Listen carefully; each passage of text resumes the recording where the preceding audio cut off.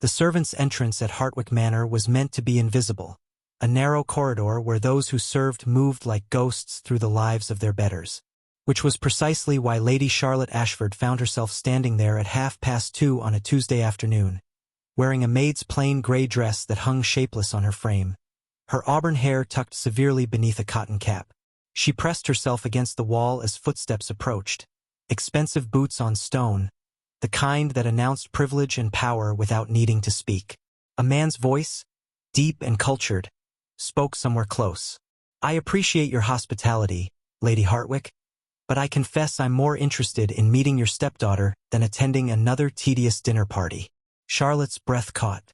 The Duke of Ashbourne, her stepmother's most important guest. The man Constance had been parading eligible young ladies before for weeks, desperate to secure an advantageous connection. The very man Charlotte had dressed as a servant to avoid. "Charlotte is indisposed." Her stepmother's voice dripped with calculated disappointment.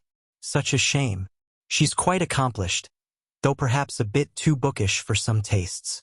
"I enjoy books." The Duke's tone carried something Charlotte couldn't identify. Amusement? Interest? "Perhaps I might wait. Surely she'll emerge eventually." Charlotte closed her eyes. This was a disaster. An absolute disaster. And then the door swung open. 3 months earlier, Charlotte's father had died, leaving Hartwick Manor and its considerable debts to his widow, Lady Constance Ashford. Charlotte, at 24, found herself in that peculiar purgatory occupied by unmarried daughters of deceased gentlemen. Not quite family, not quite servants, existing on the sufferance of a stepmother who viewed her as either an asset to be deployed or an inconvenience to be managed. Constance had made her position clear within days of the funeral. "You're 24, Charlotte. Well past your prime. Your father indulged your reading and your opinions, and look where it's gotten you. Unmarried and increasingly unmarriageable." She'd examined Charlotte with the critical eye of someone evaluating livestock. "However, you're still presentable enough. We'll find you a match. Someone appropriate. A second son, perhaps, or a wealthy merchant."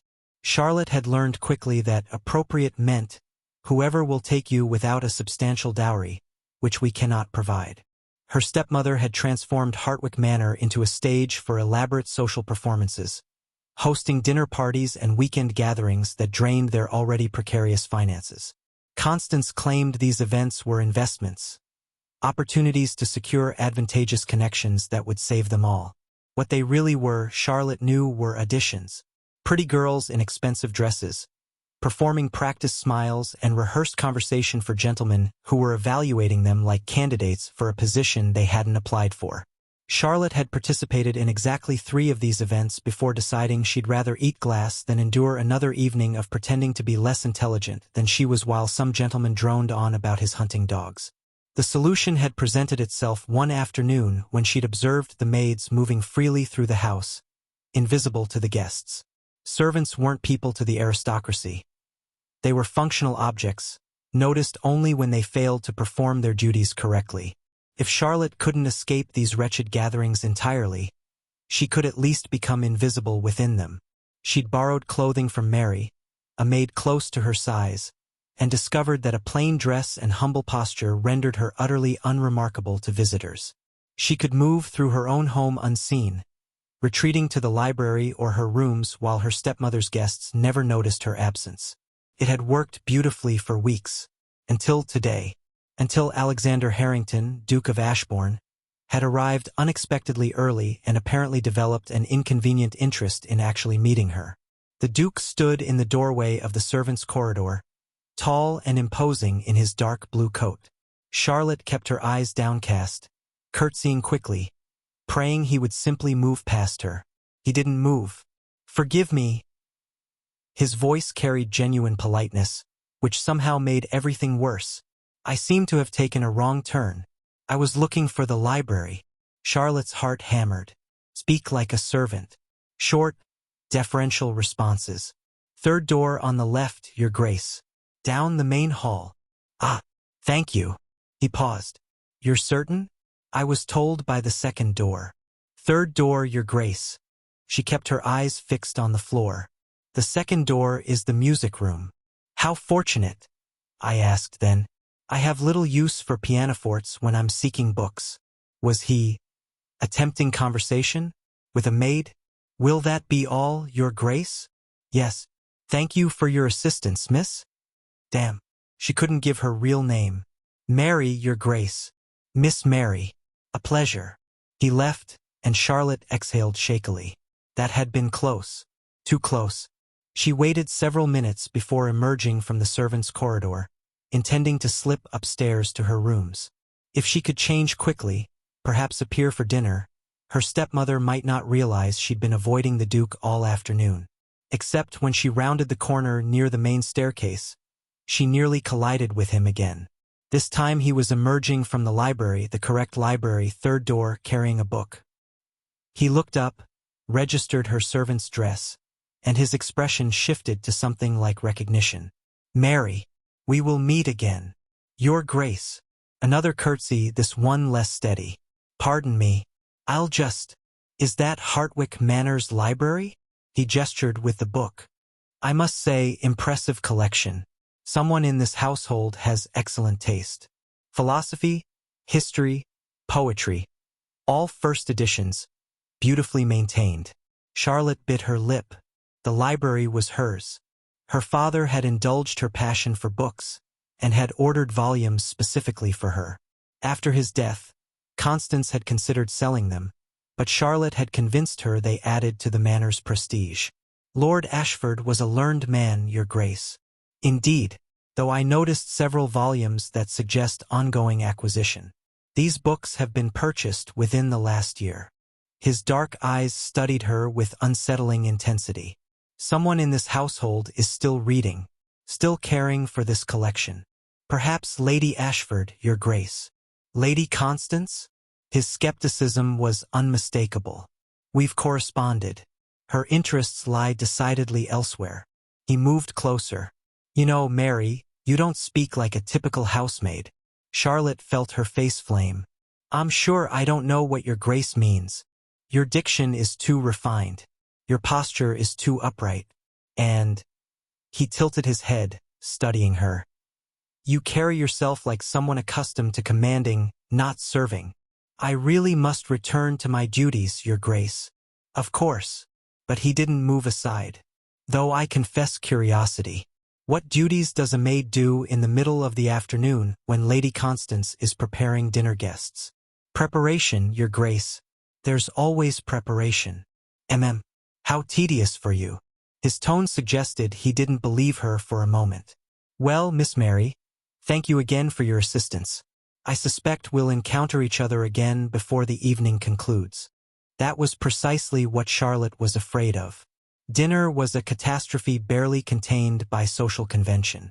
Charlotte had changed into an appropriate evening dress, pale lavender silk that Constance had deemed acceptable if unremarkable, and taken her required place at the table. The Duke sat across from her, flanked by Miss Arabella Thornton on one side and Miss Catherine Wilde on the other, both beautiful, both accomplished, both performing the elaborate courtship dance that Charlotte found exhausting to witness. But the Duke's attention kept drifting to Charlotte. Lady Charlotte, he said during the fish course, your stepmother mentioned you enjoy reading. What captures your interest? Every eye at the table turned to her. Constance's expression carried a clear warning. Be appropriate. Be modest. Do not embarrass me. Oh, I dabble in various subjects, Your Grace. Nothing too demanding. How diplomatic. His smile suggested he knew evasion when he heard it. But surely you must have preferences. Poetry? Novels? Some philosophy? Charlotte heard herself admit. I find epistemology particularly fascinating. The question of how we acquire knowledge. Miss Thornton tittered. How very intellectual, Lady Charlotte. Though I confess such heavy topics make my head ache. Indeed, Miss Wilde agreed quickly. I prefer lighter reading. Novels and such. Nothing wrong with novels, the Duke said mildly, but his gaze remained fixed on Charlotte. Though I share Lady Charlotte's interest in philosophy. Have you read Locke's essay concerning human understanding? Charlotte's heart raced. This was a test. She could demur, claim ignorance. maintain her safe invisibility, where she could be honest. I have, Your Grace. I found his empiricist approach compelling, though I question his dismissal of innate ideas. Some knowledge seems intuitive rather than derived from experience. The Duke's expression transformed. Surprise, delight, genuine interest all flickering across his features. Descartes would agree with you, the rationalist argument for innate knowledge. Yes, though Descartes takes it too far. Not everything is innate. We clearly learn from experience. The question is whether some fundamental concepts, causation, for instance, might be hardwired rather than acquired. Kant's synthetic a priori. Precisely. They were leaning toward each other now, the rest of the table forgotten. Constance cleared her throat meaningfully. How scholarly, she said with forced brightness. Charlotte, dear, perhaps the Duke would enjoy hearing about your watercolors instead. She's quite accomplished, Your Grace. I'm terrible at watercolors, Charlotte said flatly. I have no artistic talent whatsoever. The Duke laughed. A genuine, delighted sound. Honest. How refreshing. The remainder of dinner passed in a blur. The Duke made appropriate conversation with the other guests, but his attention returned repeatedly to Charlotte. He asked about her opinions on parliamentary reform, on the new railway expansions, on whether industrialization would fundamentally alter English society. And Charlotte, throwing caution aside, answered honestly. By the time the ladies withdrew to the drawing room, leaving the gentlemen to their port, Constance was vibrating with barely contained fury. What? She hissed the moment they were alone. Do you think you were doing? Having a conversation. You were showing off, making those other girls look foolish. The Duke is meant to choose from them, Charlotte, not from you. Why not me? Because you have no dowry, no connections, and an unfortunate tendency to make gentlemen uncomfortable with your opinions. Constance's voice was razor-sharp. The Duke of Ashbourne needs a proper duchess. Someone beautiful and accomplished and stupid enough to simper and agree with everything he says? Charming enough to make him feel superior, Constance corrected, which you are apparently incapable of managing. When the gentlemen rejoined them, the Duke made directly for Charlotte. Lady Charlotte, I wonder if you might join me for a turn about the room. I find myself eager to continue our discussion. Constance's smile looked painful. How delightful. Charlotte would be honored, Your Grace. They walked slowly along the perimeter of the drawing room, maintaining proper distance while the other guests watched with varying degrees of interest and envy. Your stepmother doesn't approve of me speaking with you, the Duke observed. She has plans for you that don't include me. How presumptuous of her. I prefer to make my own plans. He glanced at her. Tell me, Lady Charlotte, why were you dressed as a maid this afternoon? Charlotte stumbled. He caught her elbow, steadying her with gentle pressure. I don't. Please don't insult my intelligence. Mary the maid has auburn hair and gray eyes. So do you. Mary quotes philosophy and maintains perfect posture. So do you. Most tellingly, Mary directed me to a library she clearly knows intimately. Charlotte felt heat flood her face. I was avoiding you. Obviously. The question is why.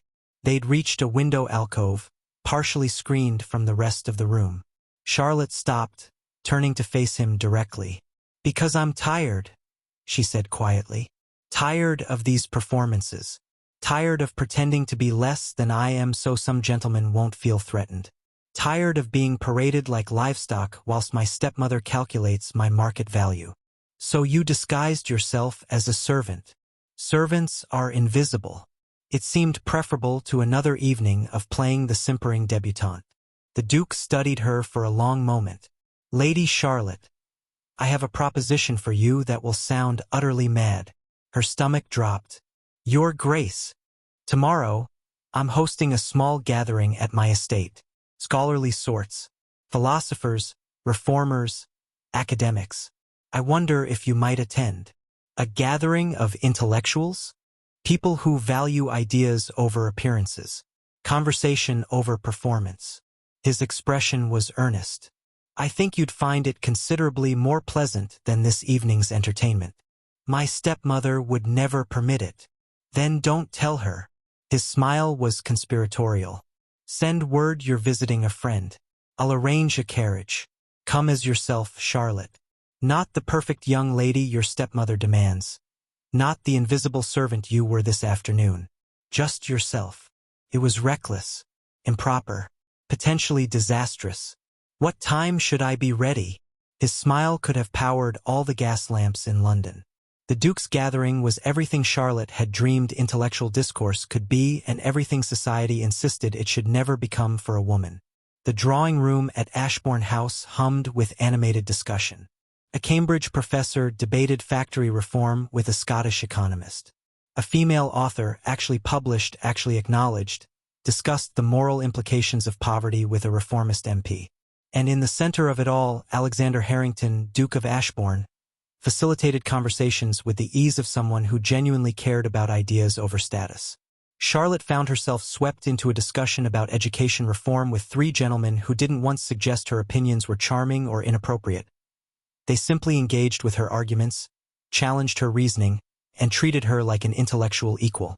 It was intoxicating. "You're blooming," Alexander said quietly during a lull, bringing her a cup of tea.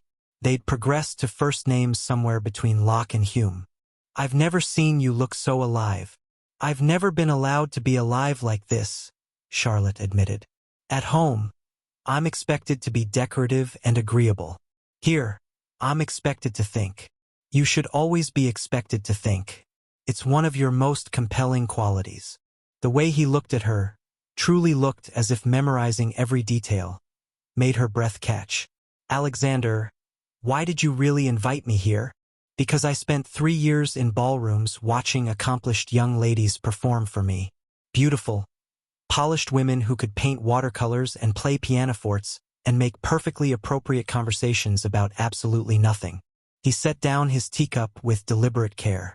"And then I met a woman disguised as a maid who quotes epistemology and admits she's terrible at art and looks at me like I'm a person rather than a title. Do you have any idea how rare that is?" "I'm not." "You're extraordinary," he interrupted. "And I very much want to know you better. The real you. Not the version your stepmother demands. Not the servant hiding in corridors. You."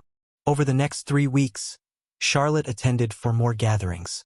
She told Constance she was visiting her old governess, Miss Pemberton, who lived conveniently far enough away to explain extended absences. The lies tasted bitter, but the truth was worse. Constance would never permit what was developing between Charlotte and Alexander, because something was definitely developing.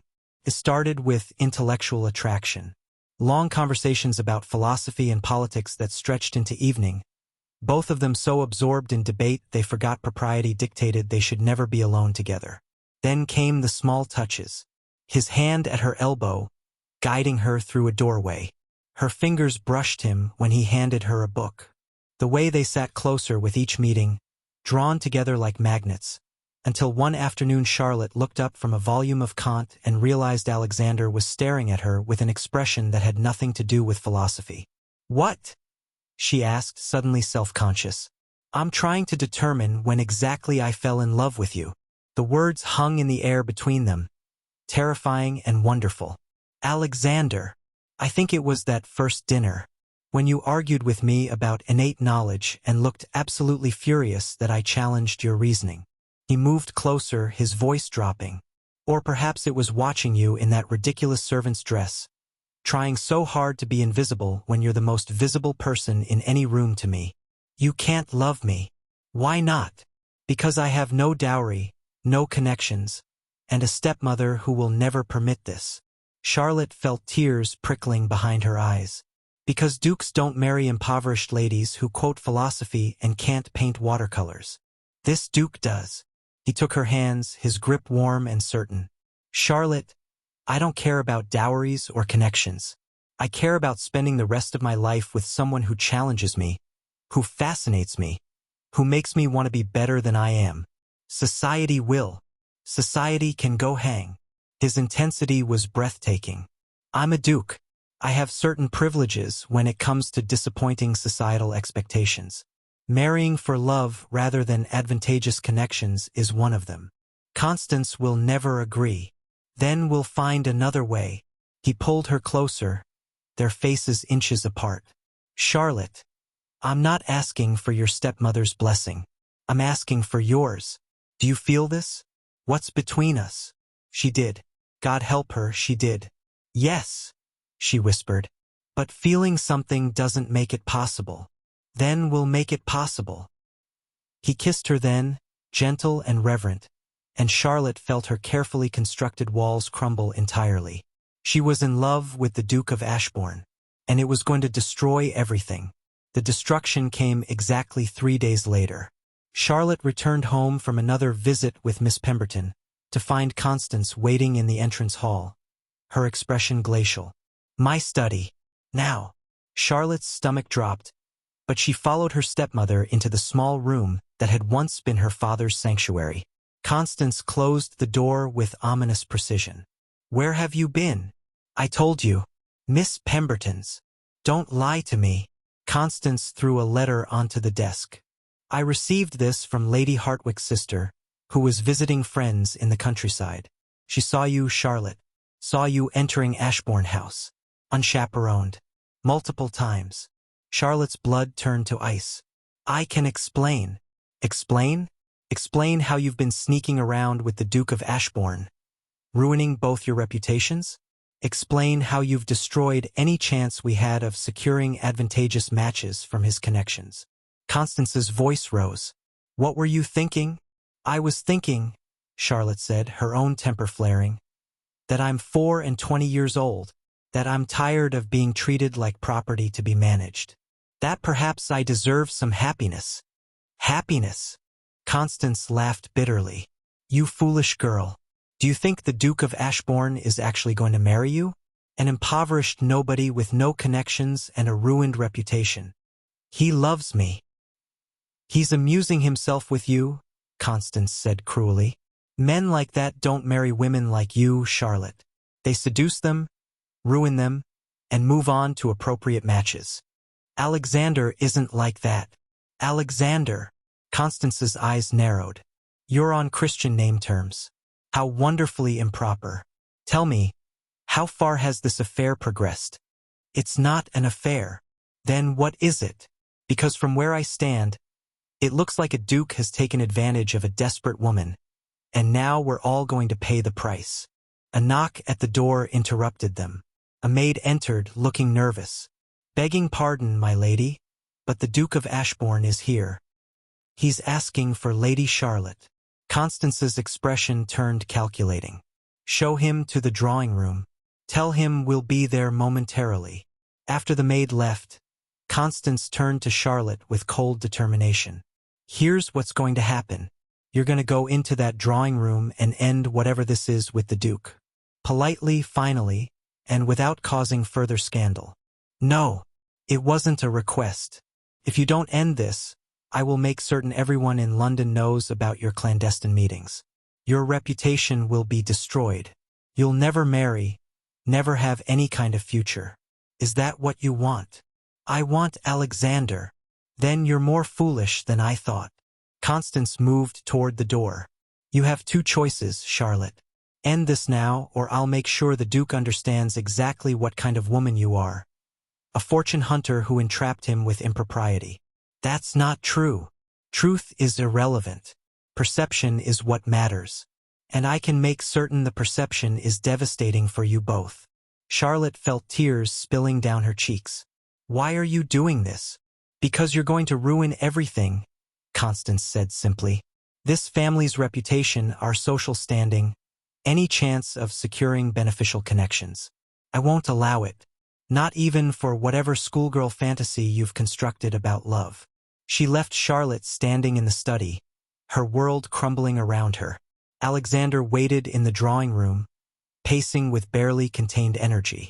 When Charlotte entered, his face lit up, then immediately darkened when he saw her expression. Charlotte, what's wrong? I can't do this anymore. The words came out strangled. It was a mistake. What? No. He crossed to her quickly. Charlotte, what happened? Constance knows. About the gatherings, about us. She's going to destroy both our reputations if we don't end this. Let her try.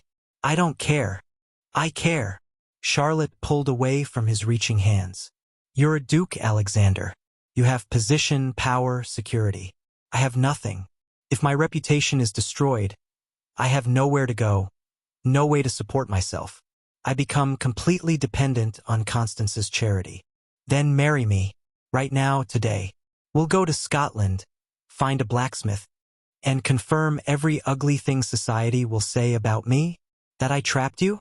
That I'm a fortune hunter who seduced a duke into an impulsive elopement? She shook her head. I won't do that to you. You're not doing anything to me. This is my choice. No, it's not. Charlotte felt her heart shattering. You have responsibilities. A title, estates, expectations. You need a proper duchess. Someone with connections and dowry and social standing. Not an impoverished nobody who... Stop. His voice cracked. Stop saying these things. You're not nobody. You're everything. I'm practical. Tears streamed down her face. One of us has to be. This was beautiful, Alexander. These past weeks have been the happiest of my life. But it can't continue. Charlotte, please. Goodbye, Your Grace.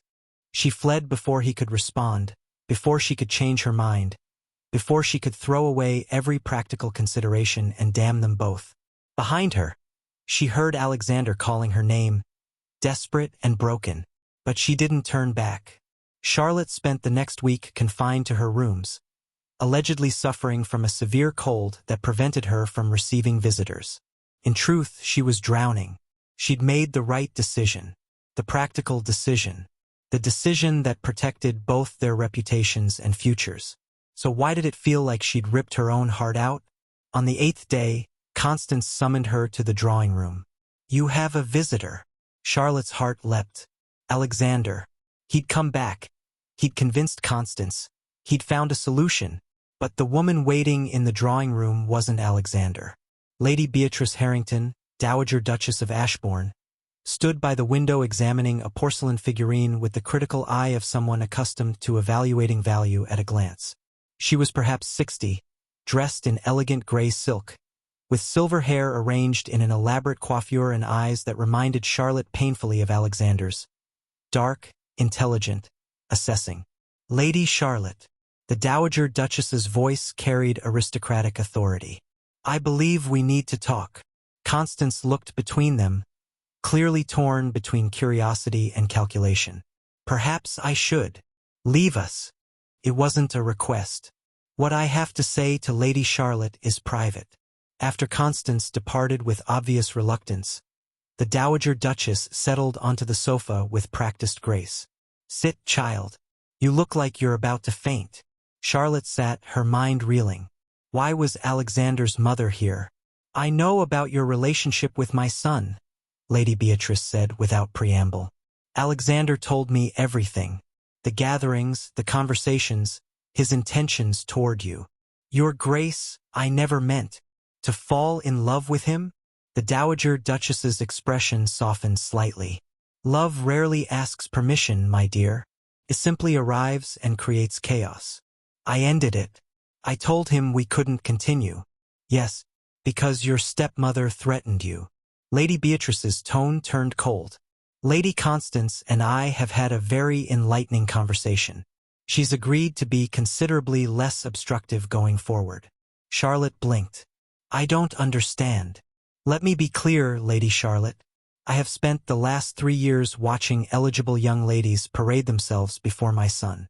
Beautiful, accomplished women from excellent families. And do you know what Alexander did? He was unfailingly polite, utterly disinterested, and increasingly miserable. I still don't. Then he met you. Lady Beatrice leaned forward. And for the first time since his father died, I saw my son genuinely happy, engaged with life, excited about his future, talking about someone with actual passion in his voice. But I have no dowry, no connections. I don't care. The Dowager Duchess's voice was firm. Do you know what I care about? I care that my son has found someone who challenges him intellectually, who values him for himself rather than his title, who makes him laugh and think and wants to be better. Tears pricked behind Charlotte's eyes. Society will say terrible things about me. That I trapped him. That I'm marrying for money. Society always says terrible things. That's what society does. Lady Beatrice reached across to take Charlotte's hand. But here's what matters. Alexander loves you. Desperately, completely, in a way I've never seen him love anything. And unless I'm very much mistaken, you love him too. Yes, Charlotte whispered. But that doesn't make it practical. Practical. Lady Beatrice made a dismissive sound. Charlotte, may I be frank with you? Please. I was a practical match for my husband. Excellent connections, substantial dowry, all the appropriate qualities. And we were content. We respected each other, managed our estates efficiently, and produced an heir. It was perfectly satisfactory. She paused, her eyes distant. But I watched my husband's brother marry for love. Scandalously, impractically, against all family wishes. He married a woman with no money or connections, and everyone predicted disaster. What happened? They were blissfully happy for 40 years. They laughed together, argued passionately, supported each other through every crisis. When he died, she mourned him genuinely, not politely. Lady Beatrice's expression turned fierce.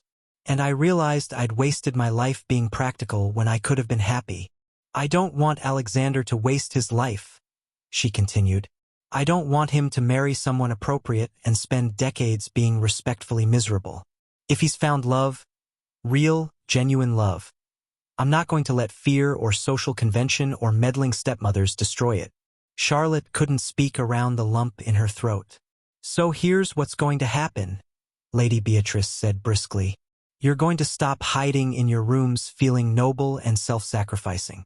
You're going to put on a proper dress, get into my carriage, and come with me to Ashbourne House. Your Grace, where Alexander is currently making himself and everyone around him absolutely miserable because he thinks you don't want him. I never said I didn't want him. Then perhaps you should tell him that. Lady Beatrice stood, pulling Charlotte up with her. Come along. We've wasted enough time on practicality. The ride to Ashbourne House passed in a blur. Charlotte's heart hammered so hard she was certain Lady Beatrice could hear it. What if he's changed his mind? She asked as the carriage pulled up to the massive estate. What if the last week has made him realize this is too complicated? Charlotte. Lady Beatrice's voice was gentle. My son has spent the last week writing you letters he's too afraid to send. He's been absolutely insufferable.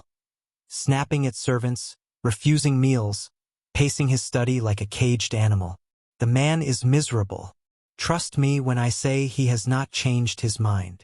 They were shown into the drawing room, where Alexander stood by the window, staring out at the grounds with an expression of such profound unhappiness that Charlotte's chest ached.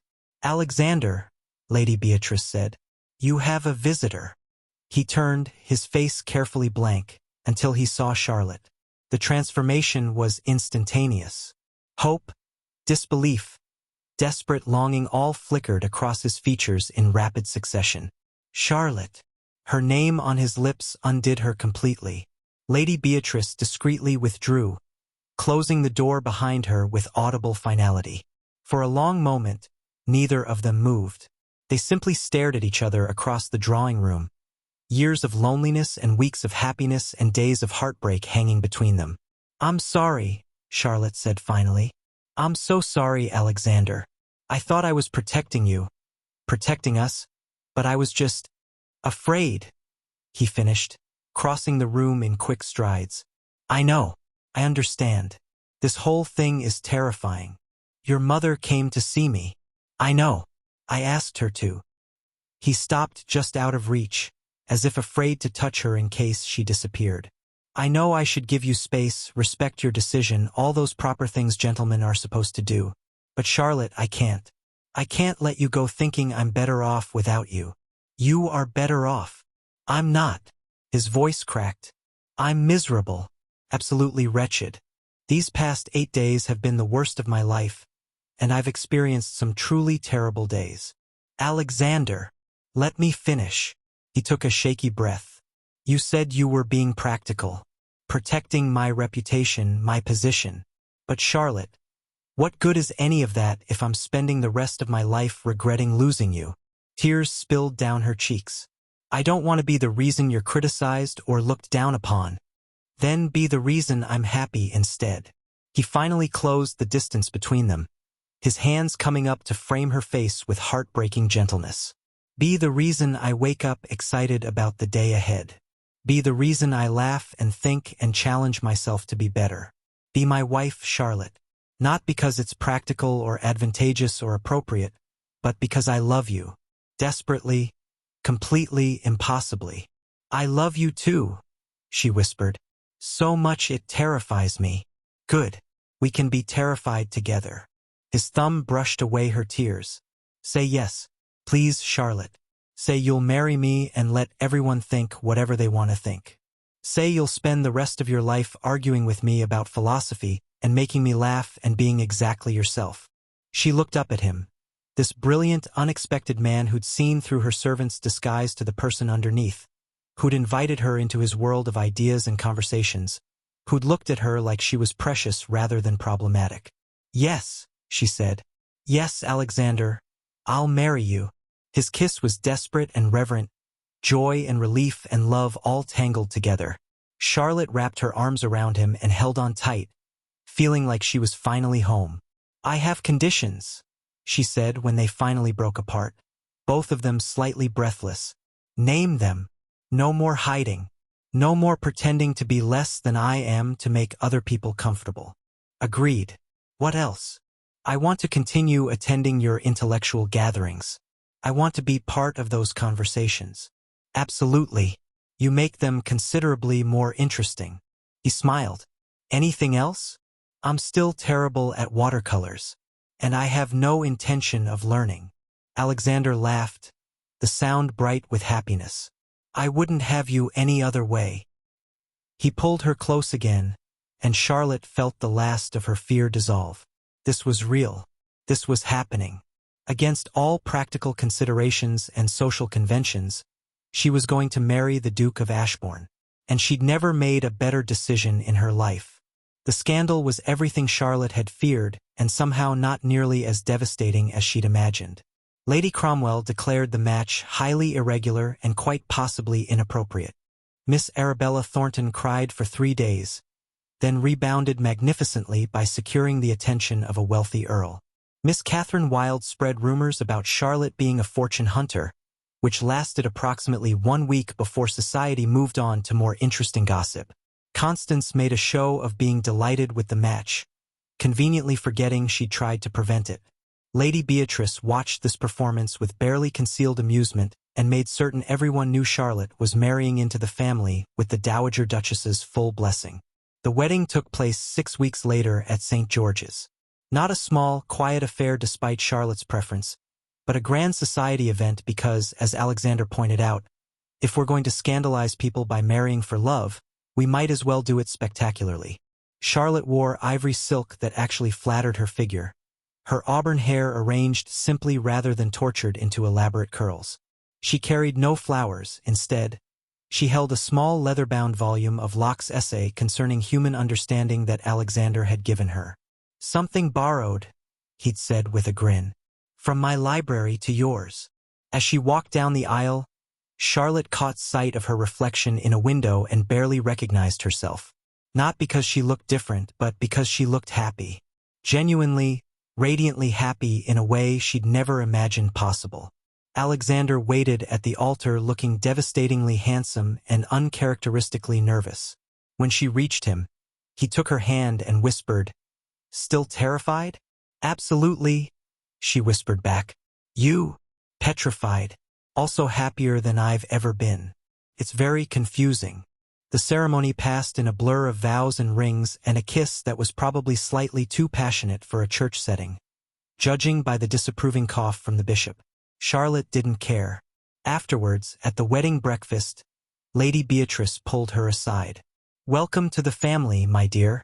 Though I suspect you'll find being a duchess rather different from what you expected."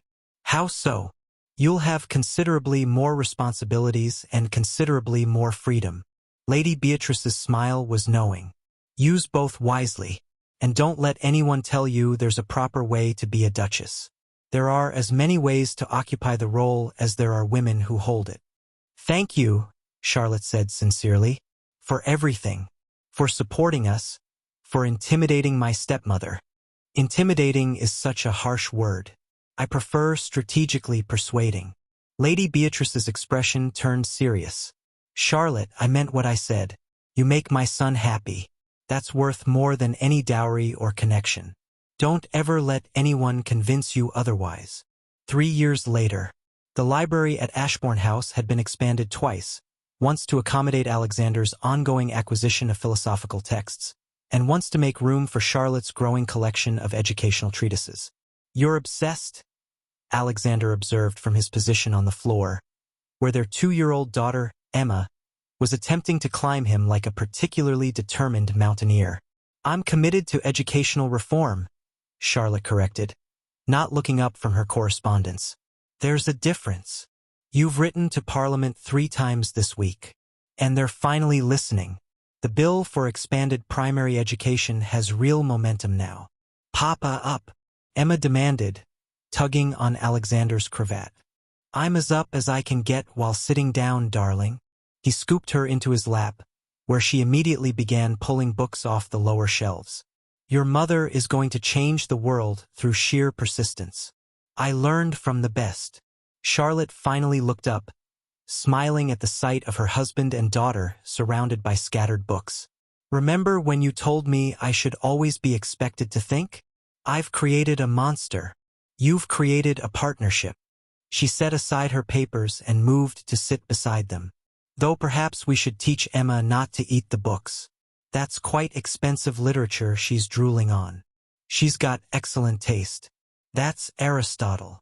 Alexander gently extracted the volume from Emma's grip, replacing it with a cloth book more appropriate for toddlers. Your mother and I used to argue about his ethics. Now we argue about education policy instead.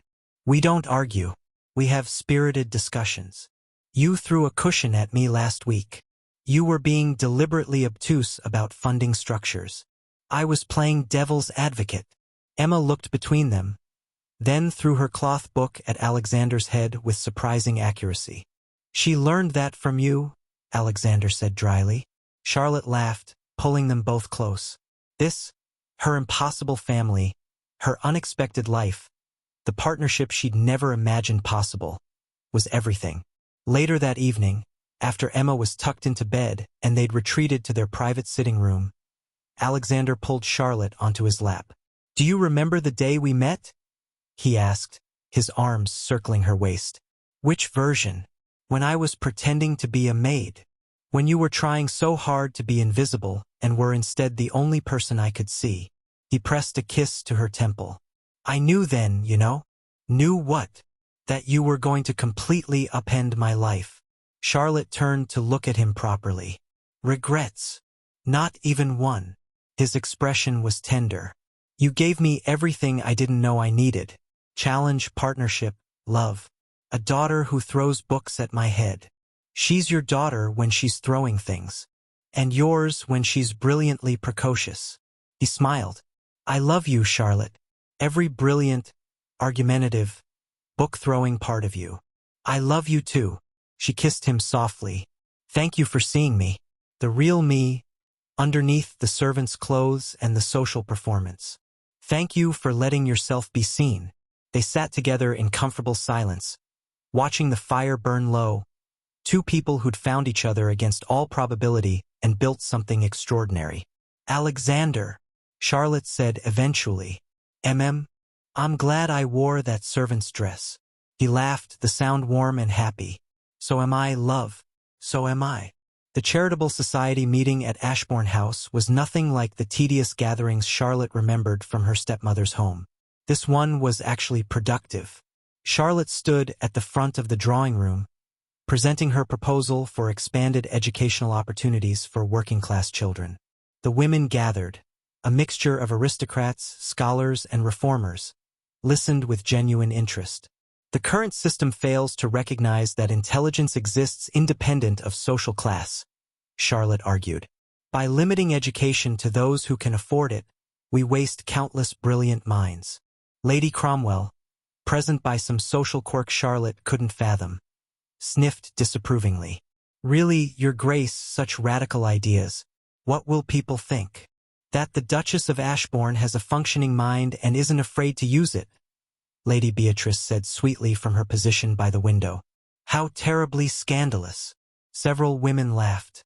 Charlotte caught Alexander's eye where he stood in the doorway, ostensibly waiting to escort her home, but really just watching her with that expression of proud admiration she'd never grow tired of seeing. He mouthed, "Brilliant." She mouthed back, "I know." After the meeting concluded and they were settled in their carriage heading home, Alexander took her hand. "You know you're going to change the world, don't you?" "I'm going to try." Charlotte squeezed his fingers. "With your help. Always." He pulled her closer. "Though I still can't believe Lady Cromwell attended. She despises you. She despises that I proved her wrong. That an impoverished nobody could marry a duke and actually be happy. Happiness built on love rather than convenience. How revolutionary." Charlotte smiled, remembering the desperate woman in servant's clothes who'd been so afraid of being seen. That woman seemed like a stranger now, or perhaps just an earlier version of herself who hadn't yet learned that being truly known was the most precious gift of all. "What are you thinking?" Alexander asked. "That I'm glad you saw through my disguise. I'll always see you, Charlotte. Every brilliant, beautiful part of you. Even when I'm arguing with Parliament? Especially then." The carriage rolled through London streets toward home, toward Emma and Lady Beatrice and the library full of books, toward the life Charlotte had built by being brave enough to be herself. She leaned against Alexander's shoulder and thought, yes, this was worth every moment of fear and uncertainty. This was worth everything.